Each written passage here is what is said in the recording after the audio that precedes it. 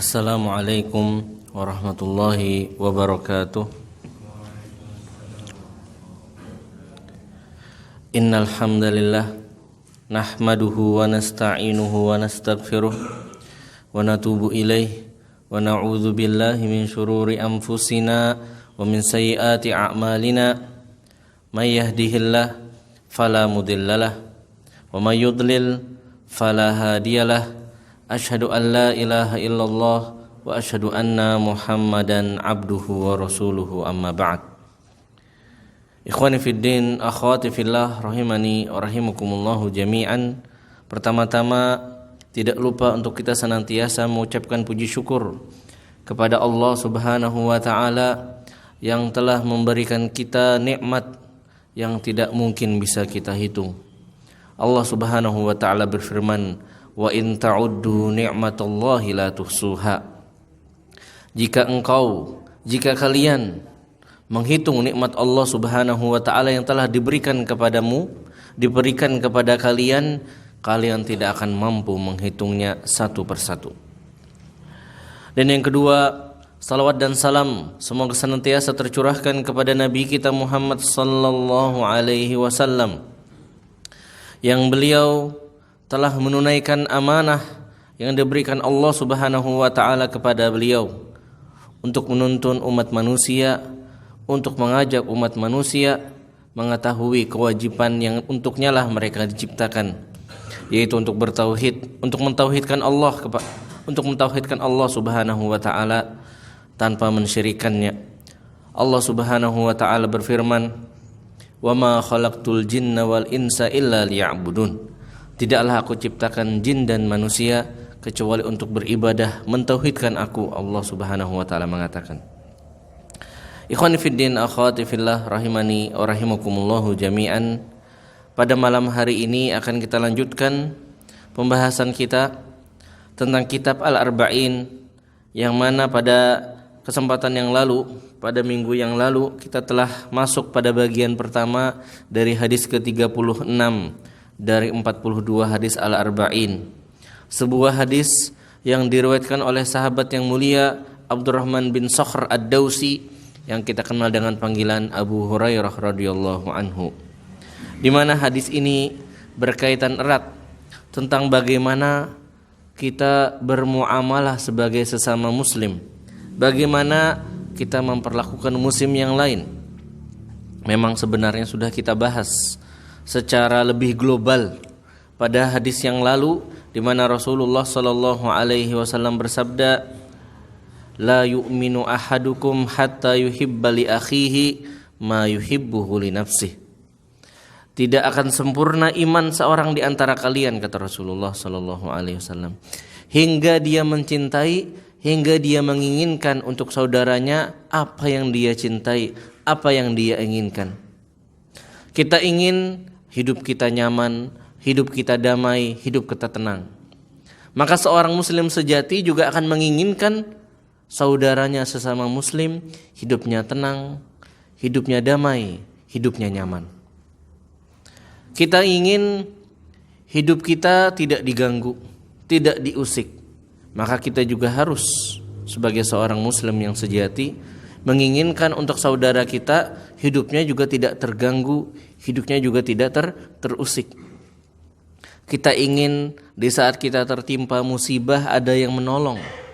Kita ingin tatkala kita mendapatkan musibah ada yang membantu. Maka seorang muslim sejati juga harus memiliki mindset dia menginginkan saudaranya tatkala mendapatkan musibah terbantu. Dia ingin saudaranya tatkala tertimpa musibah tertolong. Itu adalah sebuah penyampaian global dari Rasulullah sallallahu alaihi wasallam pada hadis ke-12. Pada hadis ke-36 ini lebih detail lagi. Rasulullah sallallahu alaihi wasallam memberikan secara lebih konkret apa yang seharusnya seorang muslim lakukan dan apa balasan Allah Subhanahu wa taala bagi yang melakukannya. Kita bahas pada minggu yang lalu bagian pertama hadis ini, di mana Rasulullah sallallahu alaihi wasallam bersabda, man naffasa an mu'minin kurbatan min kurabid dunya naffasallahu anhu kurbatan min kurabi yaumil qiyamah. Barang siapa yang melapangkan dada, barang siapa yang memudahkan, barang siapa yang menolong seorang mukmin dari kesulitan yang dia dapati, dari musibah yang dia tertimpa olehnya, maka Allah Subhanahu wa taala akan melapangkan dadanya, akan memudahkan urusannya, akan menolongnya nanti di hari kiamat. Wa man yassara ala mu'sirin yassarallahu alaihi fid dunya wal akhirah. Barang siapa yang membantu menyelamatkan seorang muslim yang tertimpa musibah, yang tertimpa kesulitan, maka Allah akan selamatkan, maka Allah akan tolong dia di dunia dan di akhirat. Beda hadis pertama atau bagian pertama yang kedua, bedanya apa?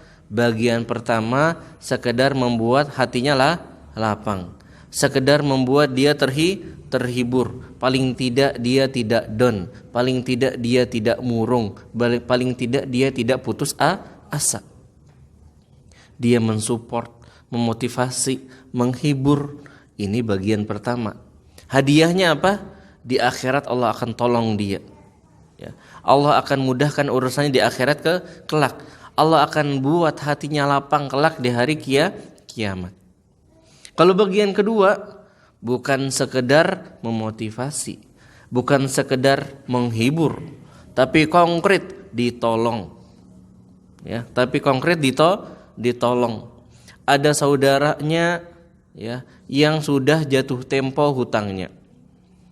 Kalau bagian yang pertama, orang yang pertama tadi, dia akan apa? Memberikan kemudahan untuk menunda pembayaran. Udah Pak, kalau hari ini belum bisa bayar, bayarnya bulan depan saja. Ini masuk dalam kategori apa? Man naffasa an mu'minin. Hutangnya masih ada. Ada, tapi jatuh temponya diundur ya. Jatuh temponya diundur. Ini masuk dalam kategori yang pertama, man naffasa. Yang lebih bagus lagi, yang kedua, man yassara. Seperti apa? Oh Pak, tidak bisa membayar saat ini Pak. Udah Pak, saya ikhlaskan saja, tidak perlu membayar hutangnya. Ini masuk dalam kategori apa? Man yassara ala mu'sirin. Tidak sekedar ditunda pembayarannya, bahkan dihapus hutangnya. Maka yang seperti ini oleh Allah Subhanahu wa taala dijanjikan double. Kata Rasulullah sallallahu alaihi wasallam, yassarallahu alaihi fid dunya wal akhirah. Allah akan mudahkan urusannya, Allah akan tolong urusannya, Allah akan berikan kepada dia solusi, tidak hanya di dunia, di akhirat pula. Kalau yang pertama hadiahnya cuma akhirat, yang kedua hadiahnya dunia dan akhirat. Dan ini sebagaimana firman Allah Subhanahu wa taala dalam Al-Qur'anul Karim, secara detail apa yang saya sebutkan tadi adalah firman Allah Subhanahu wa taala dalam ayatnya, fa in kana dzu usratin fanadhiratun ila maisarah wa an tasaddaqu khairul lakum.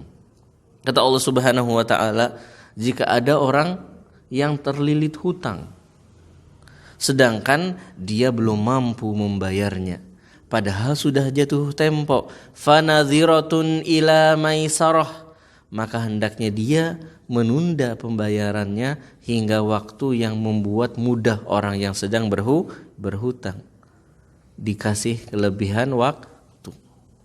Wa antasaddaqu khairul lakum.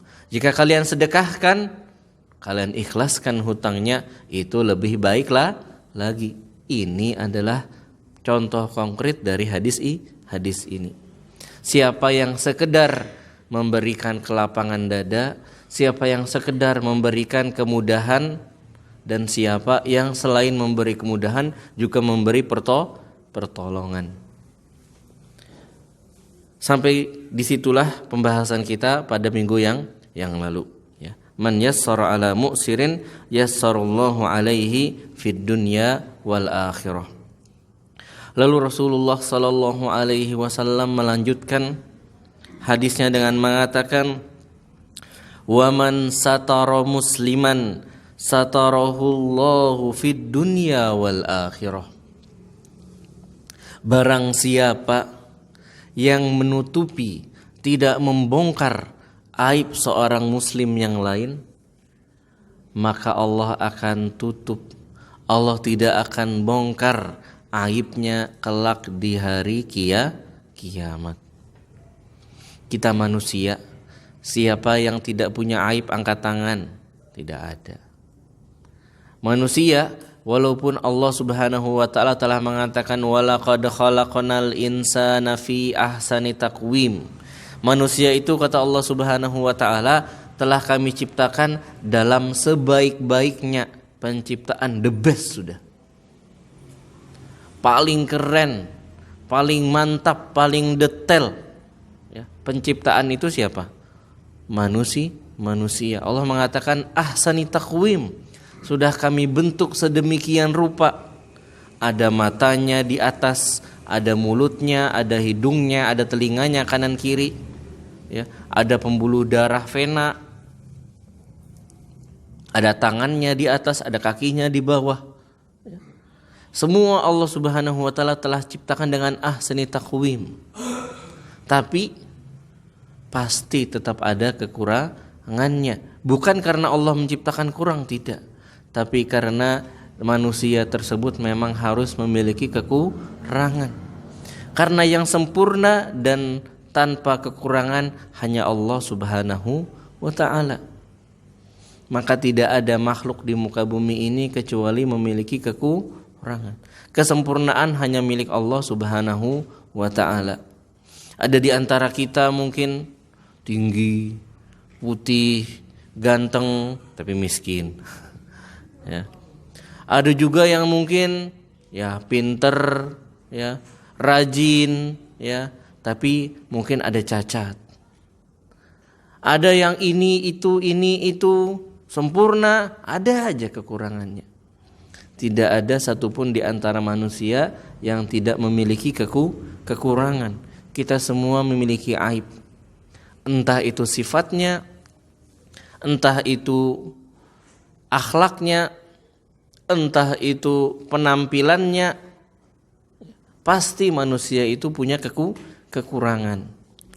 Dan sebagaimana yang saya sebutkan tadi, bahwasanya muslim itu ingin apa yang dia miliki juga dimiliki oleh sahabatnya sesama muslim. Tatkala seorang muslim pasti tidak ingin aibnya dibongkar, maka seorang muslim pun harus memiliki mindset tidak boleh dan dia tidak ingin sahabat saudaranya sesama muslim aibnya terbongkar. Makanya di sini Rasulullah Shallallahu Alaihi Wasallam mengingatkan kita, bahkan memberikan hadiah, memberikan reward. Barang siapa yang menutupi aib seorang muslim, Allah akan tutup aibnya.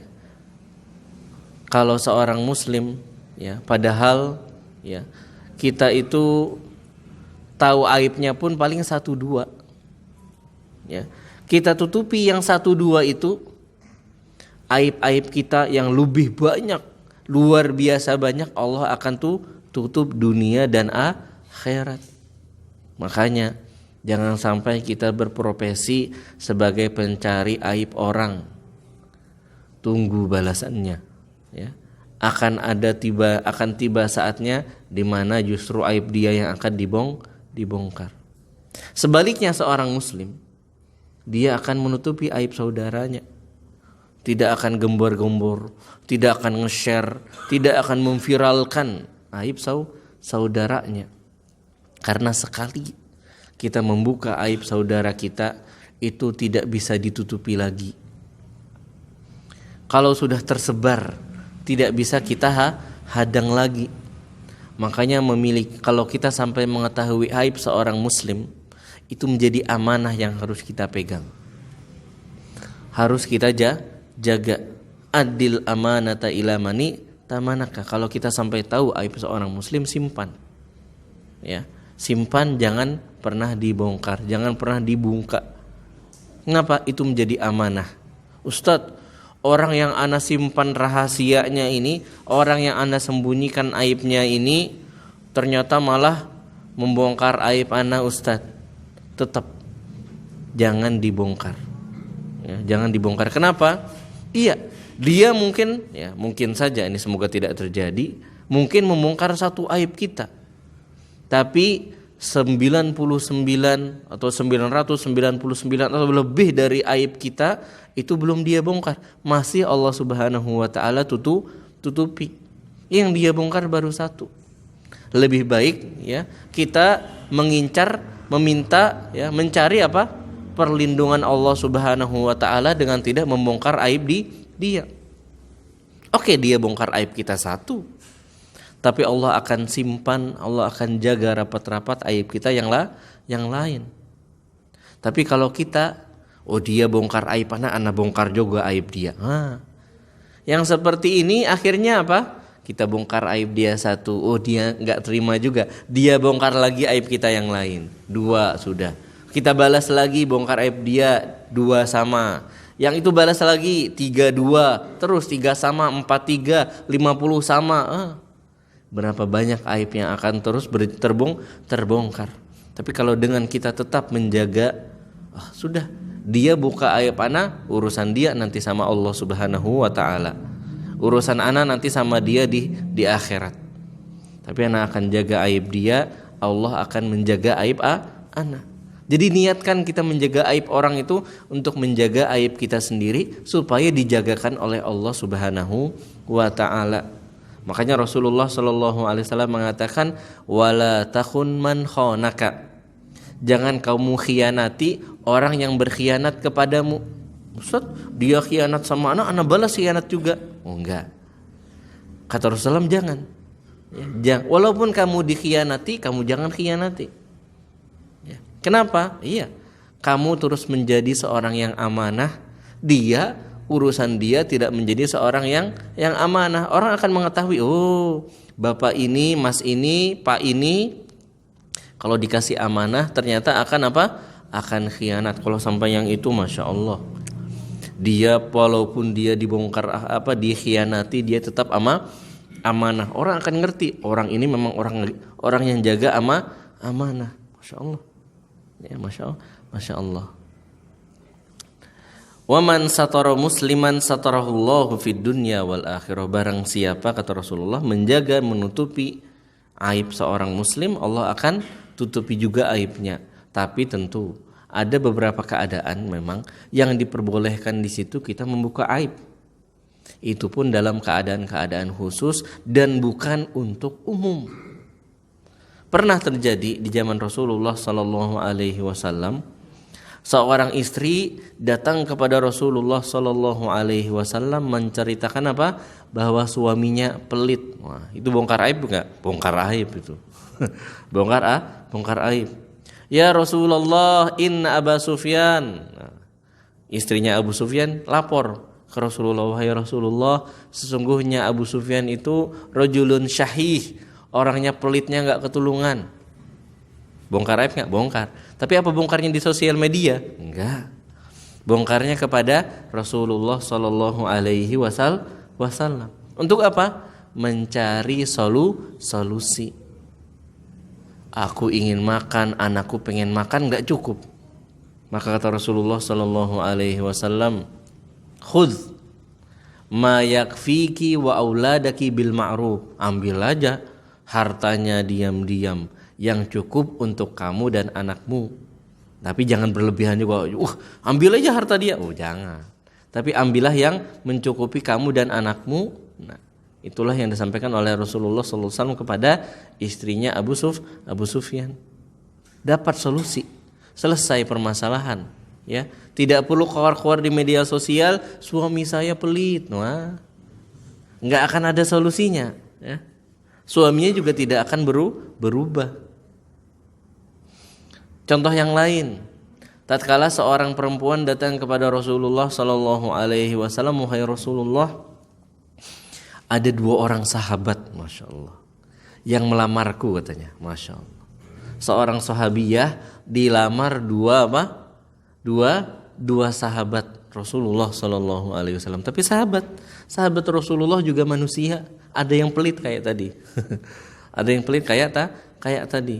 Ya. Tapi untuk kita ambil ibrahnya.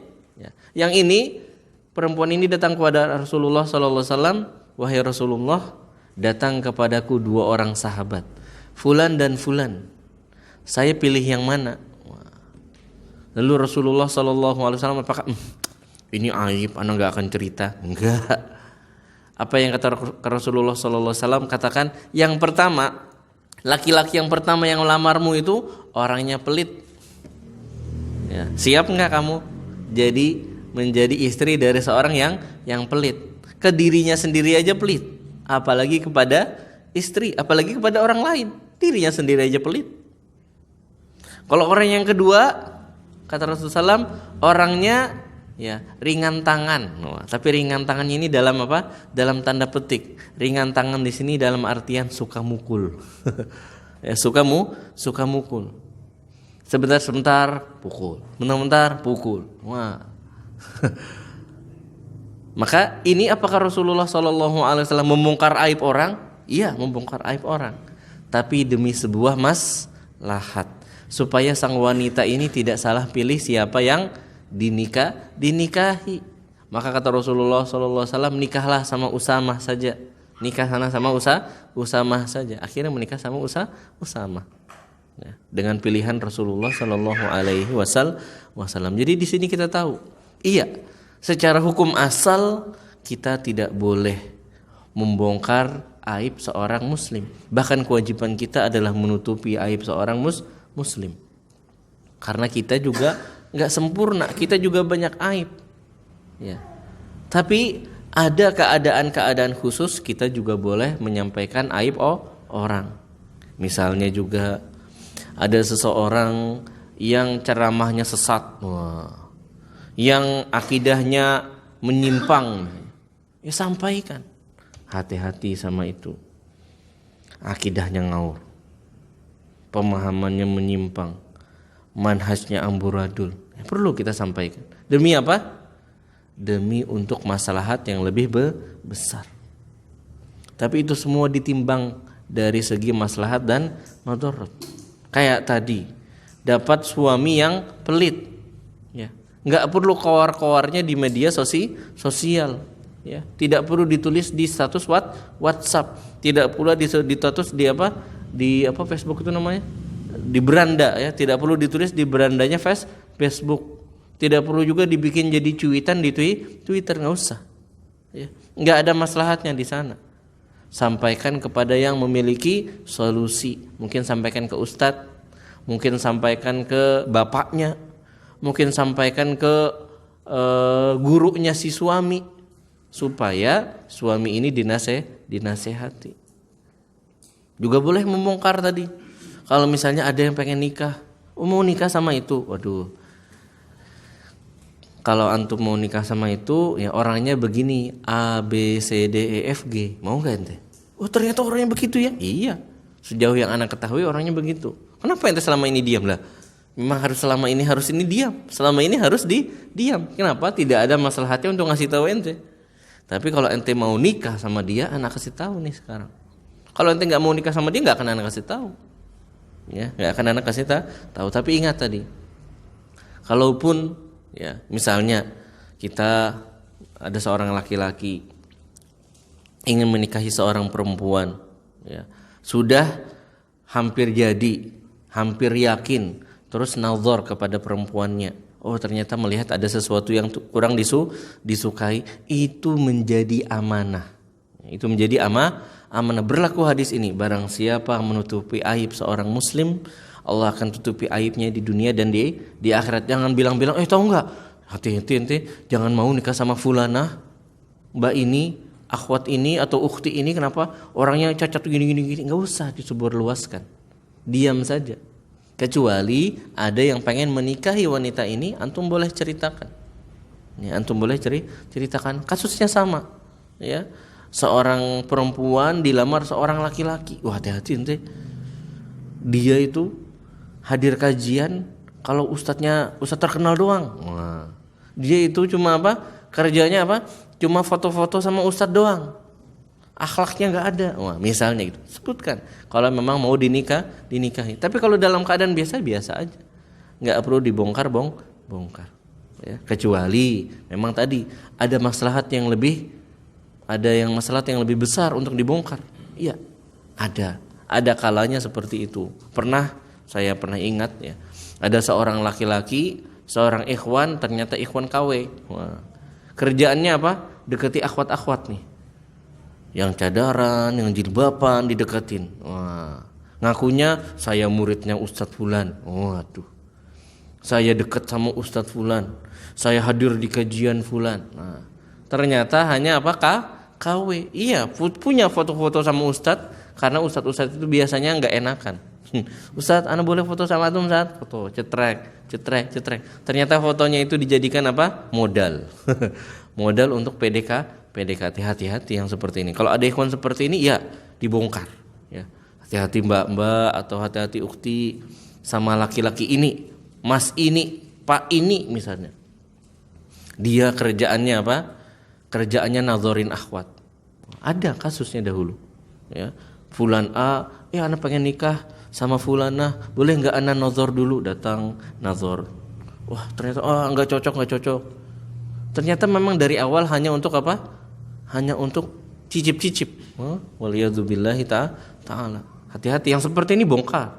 Karena maslahatnya perlu disampaikan. Ya, supaya tidak ada orang yang terkena apa? Jebakan dia. Ada orang belum lama ini mengatasnamakan ya orang yang susah gitu ya, keluarganya susah gitu, datang ke kampus-kampus, ke pesantren-pesantren, datang bawa anak, bawa istri. Wah, masya Allah, jilbab besar, orangnya kayaknya pakai pecian terus. Pak, saya sedang kesulitan gini-gini. Ke pesantren ini minta pertolongan, pergi lagi ke pesantren sana minta tolong lagi. Wah, hati-hati. Yang seperti ini disebar saja. Hati-hati dengan orang seperti ini, cirinya seperti ini. Wah. Ya. Atau misalnya ada orang lihat orang apa yang penjahat lah. Wah. Iya, perlu disebarkan seperti itu untuk maslahat yang lebih besar. Ya, untuk maslahat yang lebih besar. Hati-hati Bapak ini kalau melihat orang naik seperti ini, naik kendaraan ini, hati-hati. Misalnya apa? Dia suka menculik atau dia suka begini, suka begitu, hati-hati. Nah, disampaikan demi maslahat yang lebih besar. Tapi secara hukum asalnya adalah menutupi aib sesama muslim. Sebagaimana kita tidak ingin aib kita tersebar, ya, maka kita juga tidak menyebarkan aib orang. Kalau sampai suatu ketika misalnya ada orang jahat nih yang menyebarkan aib sesama muslim di antara kita sampai ke HP kita, sudah hapus segera. Ya. Jangan ikut-ikutan menyebarkan. Jangan ikut-ikutan memperluas, jangan. Sebagaimana kita ingin menutupi aurat kita, aib kita juga tutupi aurat dan aib orang ini sesama muslim. Dan balasan dari Allah Subhanahu wa taala adalah Allah akan tutupi auratnya, tutupi aib dia nanti di hari kiamat. Maksudnya apa? Diampuni dosa-dosanya. Karena di hari kiamat kelak Allah Subhanahu wa taala sebenarnya akan membongkar kepada semua orang apa yang sudah kita lakukan di dunia. Hukum asalnya seperti itu. Tapi ada kalanya Allah Subhanahu wa taala menghapus. Allah Subhanahu wa taala menutupi, ya, apa yang kita lakukan di dunia dari pandangan manusia yang ada di hari kiamat kelak. Ya. Mungkin karena kita sudah bertaubat dari dosa tersebut. Mungkin karena kita menutupi aib sesama muslim. Ya. Kalau seorang yang bertaubat kepada Allah Subhanahu wa taala dengan taubat yang mulia, dengan taubat yang nasuha, taubat yang sesungguhnya, ya, maka sama kasusnya. Allah juga akan tutup, Allah akan hapus dosanya kelak di hari kiamat. Makanya Rasulullah sallallahu alaihi wasallam mengatakan, "Atta ibu minadz dzambi kaman la dzambalahu." Seorang yang telah bertaubat dari sebuah dosa dengan taubatan yang nasuh, taubat yang sesungguhnya, maka seolah-olah dia tidak pernah melakukan dosa tersebut di mata Allah Subhanahu wa taala. Di hari kiamat nanti tidak ada, dihapus karena Allah sudah mengampuninya. Begitu pula kalau kita menutupi aib saudara kita, Allah akan tutup nanti. Orang tidak tahu apa kekurangan kita, apa aib kita, ya, yang pernah kita lakukan di dunia. Pada saat itu padahal akan dibongkar semua rahasia, akan dibongkar, ya, semua aib akan dibongkar, semua aurat. Lalu Rasulullah sallallahu alaihi wasallam mengatakan, wallahu fi aunil abdi ma kana al abdu fi auni akhihi. Allah Subhanahu wa taala, kata Rasulullah sallallahu alaihi wasallam, akan senantiasa dan selalu menolong seorang muslim selama dia juga menolong muslim yang lain. Masya Allah. Kita menolong muslim, kita menolong sesama kita, padahal kemampuan kita apa? Lemah. Kita itu lemah. Apa yang bisa kita tolong? Sedikit yang bisa kita tolong dari manusia. Tapi lihat betapa Allah Subhanahu wa taala itu sangat sayang kepada kita. Kita melakukan sedikit, ya, pahalanya berkali lipat. Kita menolong orang, kita ditolong Allah. Masya Allah. Jauh sekali perbedaannya, ya. Ada orang kesulitan, kita tolong. Berapa sih yang kita mampu tolong? Sedikit. Mungkin kalau ada teman kita yang terjerat hutang 1 juta, masih mampu kita tolong. Terjerat hutang 2 juta, masih mampu kita tolong. Terjerat hutang 100 juta, mampu kita tolong. Sudah berat, ya, sudah berat. Ada teman kita, saudara kita terjerat hutang 1 miliar, mampu kita tolong. Berat. Ya, tapi kita menolong sesama muslim dengan apa yang kita mampu, dengan seluruh kekurangan kita, dengan seluruh kelemahan kita, pahalanya apa? Allah yang menolong kita. Kalau kita punya hutang 1 miliar, Allah ingin membuat terlunasi hutang 1 miliar, mampu enggak? Mampu sekali. Ya, mampu sekali. Kita sedang sakit, ya. Kita sudah punya penyakit penahun misalnya. Muslim atau seorang manusia bisa enggak menolong kita? Enggak mampu. Allah yang mampu menolong kita. Kita kena kanker misalnya. Dokter mampu enggak menolong kita? Hanya mampu berusaha menolong. Tapi yang mampu menolong kita semua adalah Allah Subhanahu wa taala. Itulah perlakuan Allah Subhanahu wa taala kepada kita. Kita beramal sedikit, Allah membalasnya banyak. Padahal kita beramal itu ya untuk apa? Untuk kita mendapatkan pertolongan Allah Subhanahu wa taala. Allah tidak butuh dengan amal kita. Mau kita seorang yang baik, mau kita seorang yang buruk, itu tidak akan merusak Allah Subhanahu wa taala, tidak akan mengganggu Allah Subhanahu wa taala, tidak akan mengurangi kemuliaan Allah Subhanahu wa taala. Tapi lihat, kita tidak butuh kepada Allah, Allah Subhanahu wa taala tidak butuh kepada kita, kita yang butuh sama Allah. Kita beramal, Allah juga ngasih hadiah, subhanallah sekali. Bahkan kita beramal sedikit, pahala dari Allah luar biasa, berlipat ganda.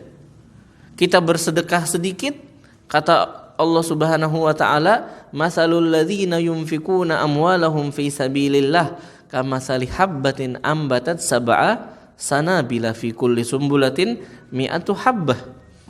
Orang yang bersedekah di jalan Allah Subhanahu wa taala itu bagikan orang yang menanam sebutir benih ini menjadi pohon, pohonnya menjadi 7 cabang, setiap cabang ada 100 benih baru. Maka 1 benih menghasilkan 700 benih. Kita bersedekah, kita berinfak, Allah akan lipat gandakan. Allah akan jadikan sedekah yang sedikit itu pahalanya besar. Kita membaca Al-Qur'an, Alif Lam Mim. Kita membaca 3 huruf, ya. Kita membaca 3 huruf. Rasulullah SAW mengatakan bahwasanya Allah Subhanahu wa taala menilainya dengan 10 kebaikan. Bagaimana Allah Subhanahu wa taala telah memperlakukan kita di dunia ini. Kita beramal sedikit, pahalanya besar. Kita beribadah sedikit, ya, pahalanya luar biasa. Di sini contohnya. Kita menolong seorang muslim dengan seluruh kekurangan kita, dengan seluruh kelemahan kita balasannya apa? Kita ditolong oleh Allah Subhanahu wa taala dengan seluruh kudrahnya. Yang mana Allah Subhanahu wa taala Maha mampu akan segalanya. Subhanallah. Ya, subhanallah. Dan itulah yang harusnya menjadi motivasi kita. Bahwasanya kita di dunia ini telah diberikan kesempatan selebar-lebarnya oleh Allah Subhanahu wa taala untuk mengais pahala, untuk menyimpan bekal pahala. Sudah pakai lipat ganda. Kita beramal satu malam di bulan Ramadan bertepatan pada malam Lailatul Qadar, maka pahalanya lebih baik daripada 1000 bulan. Dan itu dibikin mubham. Mubham itu tidak pasti. Apa yang tidak pasti? Lebih baik dari 1000 bulan itu berbeda-beda. Lebih baik dari 1000 bulan itu bisa 1001 bulan, bisa 1002 bulan, bisa 2000 bulan, bisa 10.000 bulan. Ya, bayangkan umur kita berapa sih? Antara 60 sampai 70 rata-rata. Ya, 60 sampai 70 rata-rata. Tapi kita bisa beramal satu malam di malam Lailatul Qadar itu bisa lebih baik daripada 1000 bulan. Ya. Kalau jadi 2000 bulan saja itu sudah setahun, seumur kita itu. Ya. Kalau 2000 bulan saja sudah seumur kita. Apalagi kalau ternyata pahalanya adalah 10.000 bulan, 100.000 bulan. Karena yang namanya lebih baik itu tidak ada batasnya. Makanya eman sekali. Ya, eman sekali orang melewatkan kesempatan mendapatkan atau beribadah di malam Lailatul Qadar. Namanya lebih baik itu ada batas minimalnya berapa? 1000. Ya, lebih baik dari 1000 bulan artinya apa? Minimal 1001 bulan. Itu minimalnya. Maksimalnya bisa 1 triliun 1 triliun bulan. Makanya eman sekali. Kalau seorang muslim tidak mengejar apa? Malam Lailatul Qadar di 10 terakhir bulan Ramadan. Eman sekali. Rasulullah sallallahu alaihi wasallam mengatakan, "Wallahu fi aunil 'abdi ma kana al-'abdu fi auni akhihi." Allah Subhanahu wa taala akan senantiasa berada dan akan senantiasa menolong seorang hamba yang orang ini senantiasa menolong hamba yang lain, menolong saudara sesama muslim. Maka dari sini ya bisa kita ambil sebuah manfaat juga atau sebuah makna juga bahwasanya di sini bagusnya kita itu apa? Ngasih hutang kepada orang. Karena kalau kita ngasih hutangan kepada orang itu selama hutangnya belum lunas dan kita ikhlas memberikan pertolongan, memberikan hutang itu, selama itu pula orang tersebut sedang dalam pertolongan kita.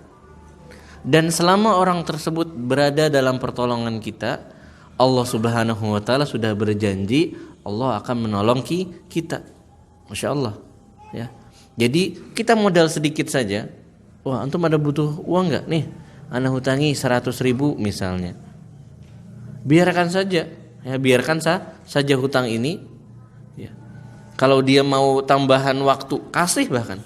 Karena apa? Selama orang tersebut berhutang kepada kita, selama itu pula Allah Subhanahu wa taala senantiasa akan menolong kita. Jadi ini untung ya. Kalau namanya bisnis ini untung. Modal sedikit ya dapat banyak. Dan itulah sebenarnya yang sudah diinginkan oleh syariat kita kepada kita. Contoh yang lain misalnya, kita mendoakan sahabat kita, saudara kita. Ya Allah, semoga mas ini cepat nikah ya. Semoga mas ini cepat punya rumah. Semoga mas itu cepat punya mobil, punya motor, punya perusahaan gitu. Rasulullah sallallahu alaihi wasallam mengatakan dalam hadisnya, "Man da'a li akhihi bi dhahril ghaib qala al malikul muwakkalu bihi amin walaka bimithil." Kata Rasulullah sallallahu alaihi wasallam, barang siapa mendoakan kebaikan untuk saudaranya bizahril ghaib, tanpa diketahui oleh saudaranya tersebut. Jadi enggak usah lapor-lapor, ana sudah doain ente loh, enggak usah. Diam-diam saja, ya Allah, semoga Mas ini cepat nikah, semoga Mas itu usahanya jalan, semoga Mas itu ya dapat pekerjaan yang halal, semoga Mas ini begini dan begitu. Semoga Mas ini segera dapat jodoh.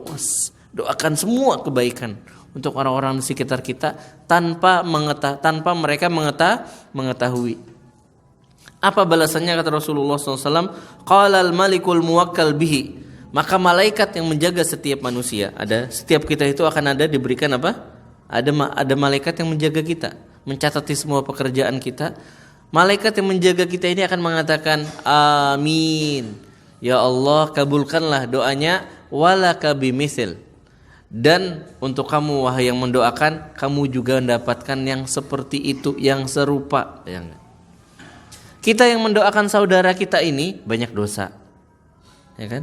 Banyak kekurangan, banyak mungkin perkara-perkara wajib belum kita sempurnakan, banyak mungkin perkara-perkara yang dilarang masih kita kerjakan.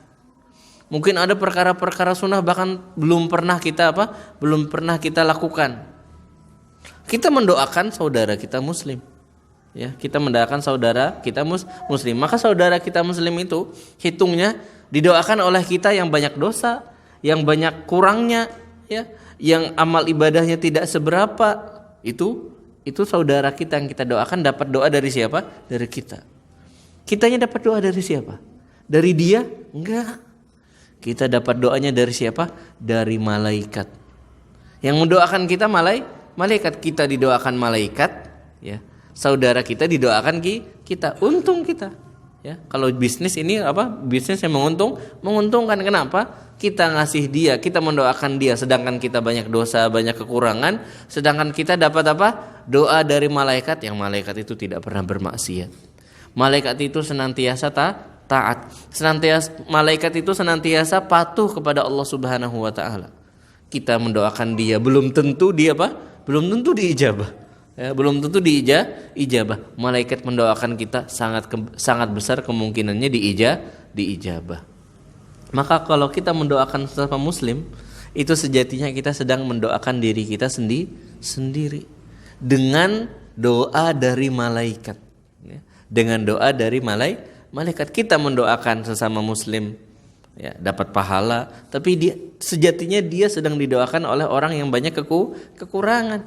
Sedangkan kita berdoa, kita didoakan oleh malaikat yang begitu soleh, yang tak pernah maksiat, yang senantiasa patuh. Subhanallah. Ini, ya. Maka Allah Subhanahu wa taala itu sebenarnya sudah memberikan kepada kita mekanisme supaya kita untung. Beramal sedikit dapatnya banyak, ya. Bekerja sedikit menghasilkan banyak. Modal kecil untung besar. Sudah Allah Subhanahu wa taala berikan jalannya kepada kita. Tinggal kita mau atau tidak. Tinggal kita mau ambil atau tidak. Ya. Mungkin itu yang bisa kita bahas pada kesempatan malam hari ini. Insyaallah pada kesempatan hari Kamis depan, kalau tidak ada halangan, akan kita selesaikan pembahasan hadis ini pada bagian yang terakhir terkait tentang menuntut ilmu. Sekian, subhanakallahumma wa bihamdika asyhadu an la ilaha illa anta astaghfiruka wa atubu ilaik. Wassalamualaikum warahmatullahi wabarakatuh.